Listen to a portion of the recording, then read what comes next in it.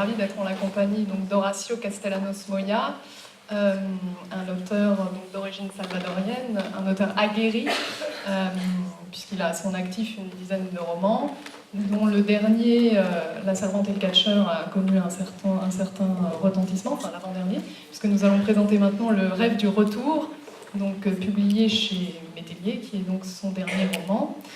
Alors j'entre tout de suite dans le vif du sujet. Le Rêve du Retour, c'est le récit d'un journaliste salvadorien exilé au Mexique qui décide donc de rentrer au pays pour lancer un projet de revue, mais la perspective du retour va déclencher chez ce narrateur alcoolique et hypocondriaque des angoisses terribles qui dérèglent complètement son organisme.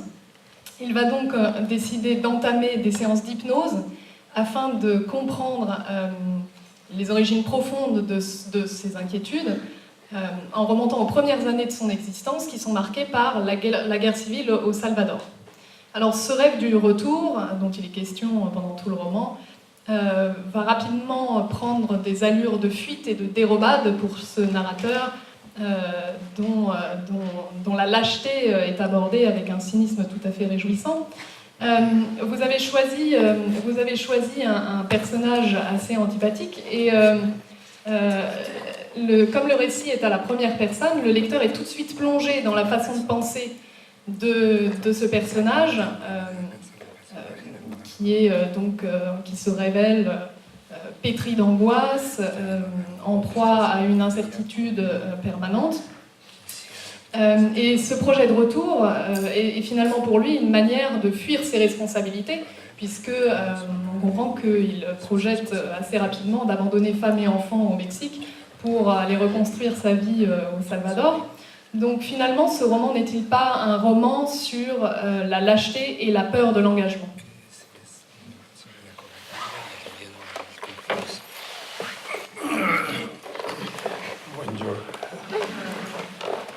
Sobre qué es la novela.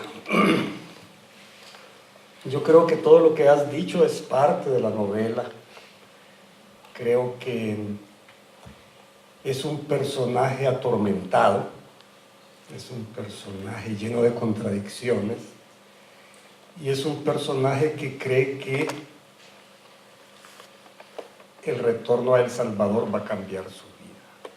Oui, tout ce que tu as dit est vrai. C'est un personnage extrêmement tourmenté. Voilà, le récit est tout à fait exact sur le personnage et qui croit que retourner au Salvador, ça va changer sa vie. Ahora, el punto clave es, por supuesto, todos sus procesos internos, sus asociaciones mentales, sus estados emocionales. La clé, ce sont bien sûr tous ces états émotionnels, son état intérieur.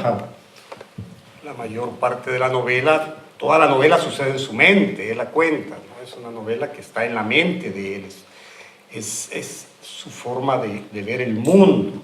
Pero creo que el punto fundamental es... C'est un roman qui se déroule entièrement dans son esprit. Donc le roman, c'est la façon dont lui-même voit le monde.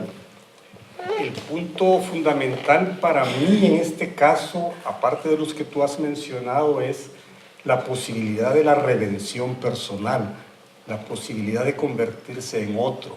Le point fondamental, c'est la possibilité quand même d'une rédemption individuelle et la possibilité de renaître autre.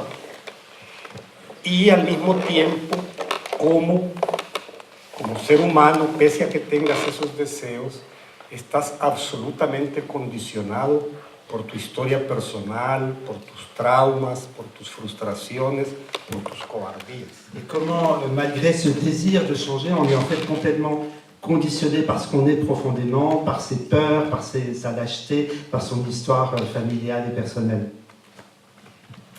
Alors le début du roman est rythmé par donc les rendez-vous, les différents rendez-vous médicaux et les séances d'hypnose auxquelles le narrateur se soumet. Des séances d'hypnose qui sont censées en fait l'aider à comprendre l'origine de ses angoisses. qui sont certainement liés à des traumatismes qu'il a vécus pendant son enfance. Mais cependant, vous semblez souligner en fait, le caractère déceptif de la mémoire, puisque finalement, ni le personnage ni le lecteur ne connaîtront le contenu de ces séances d'hypnose, et les souvenirs, parce qu'en fait, quand il se réveille, le narrateur ne se souvient de rien, et les souvenirs qu'il se remémore après coup n'ont finalement aucun impact sur sa personnalité et ne changent en rien les décisions qu'il prend. Donc on se demande à quoi sert la mémoire, à quoi ça sert de se souvenir si la mémoire n'a aucun impact sur les décisions du présent.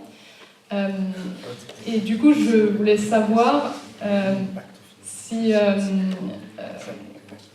qu'est-ce que vous souhaitiez démontrer en instaurant dans le récit ce contexte médical et thérapeutique et cette réflexion sur la mémoire. Répétez la question. Oui, donc je voulais savoir donc, ce que vous souhaitiez démontrer en instaurant dans le récit ce contexte médical et thérapeutique et cette réflexion sur la mémoire.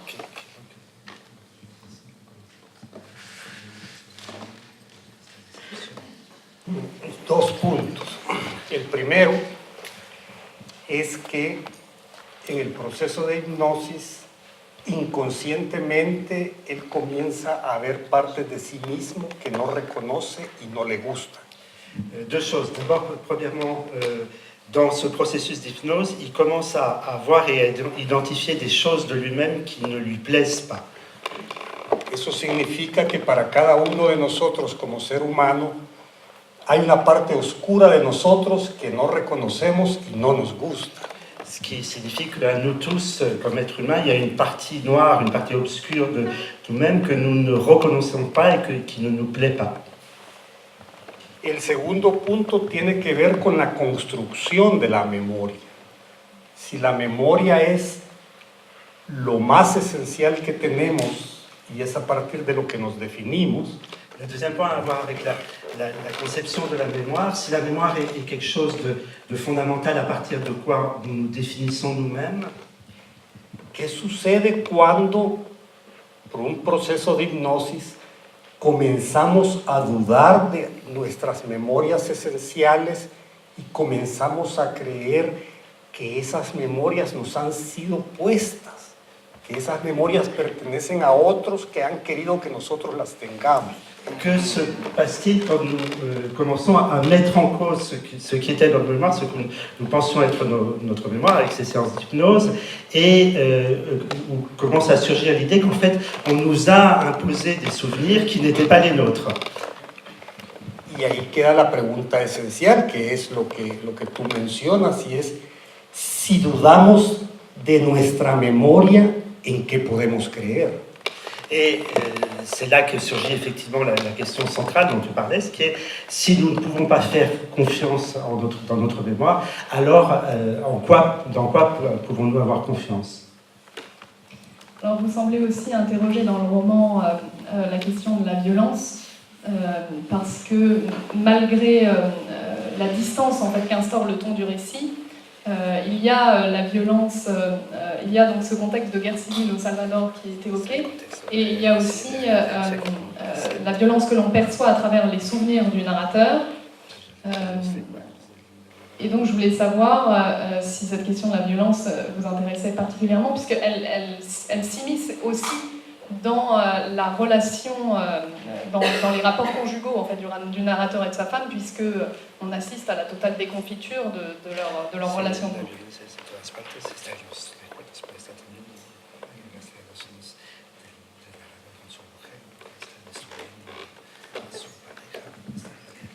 Si digamos que en un país que vive o ha vivido una guerra civil, la violencia no es un fenómeno aislado, la violencia es un fenómeno que tiene que ver con el individuo y con las relaciones sociales, lo permea todo.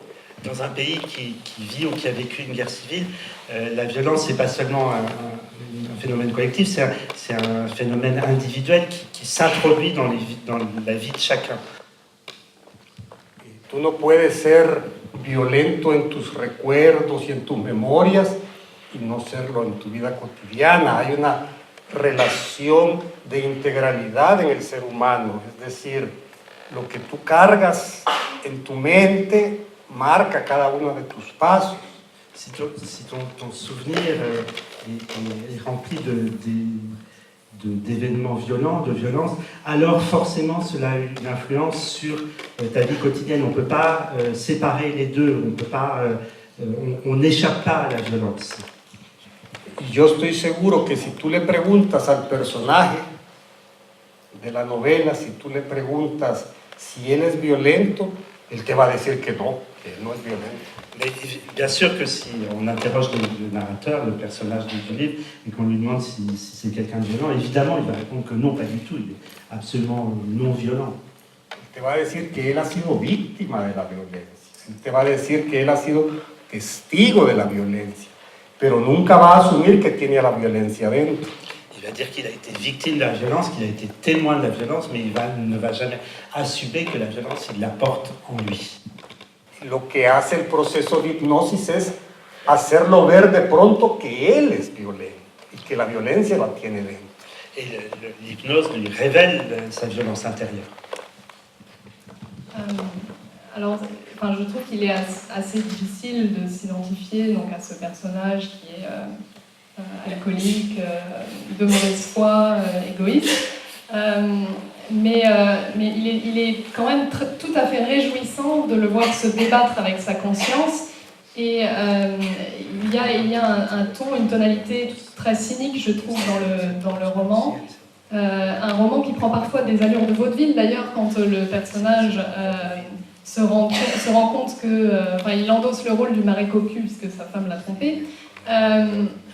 Et donc, je voulais savoir si le cynisme que vous instaurez dans le récit est une manière pour vous, justement, de mettre à distance la gravité des sujets que vous abordez.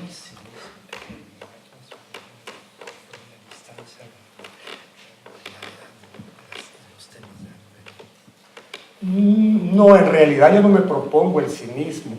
Yo lo que creo es que cuando vemos un personaje desde fuera, cuando vemos a cada ser humano desde fuera y lo vemos con una lupa, es bastante ridículo.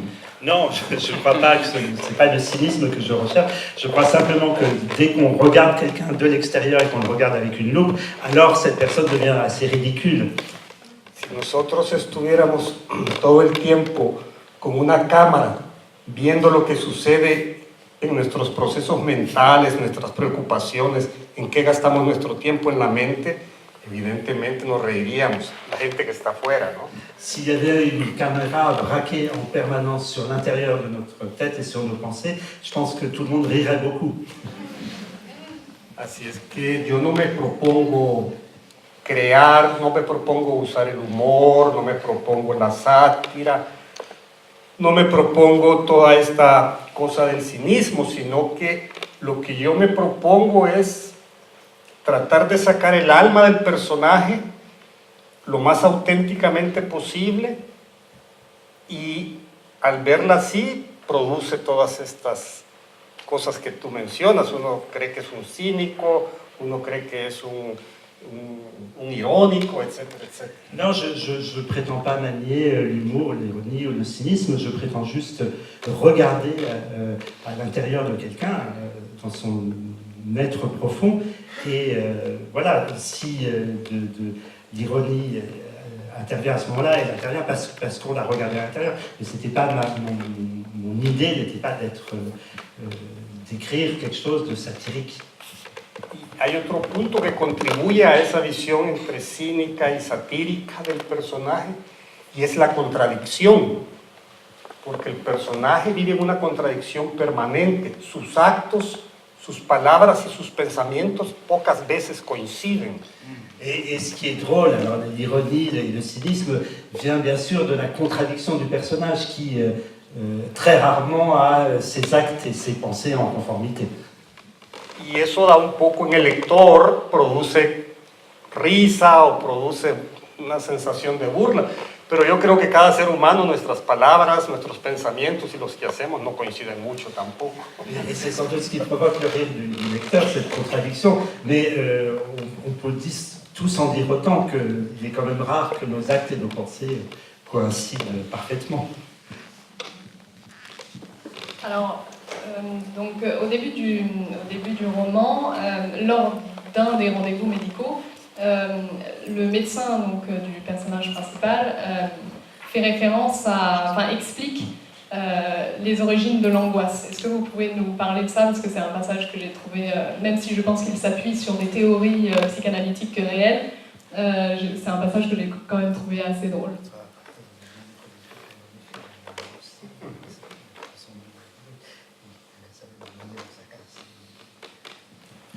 Esa parte me la contó un médico a mí.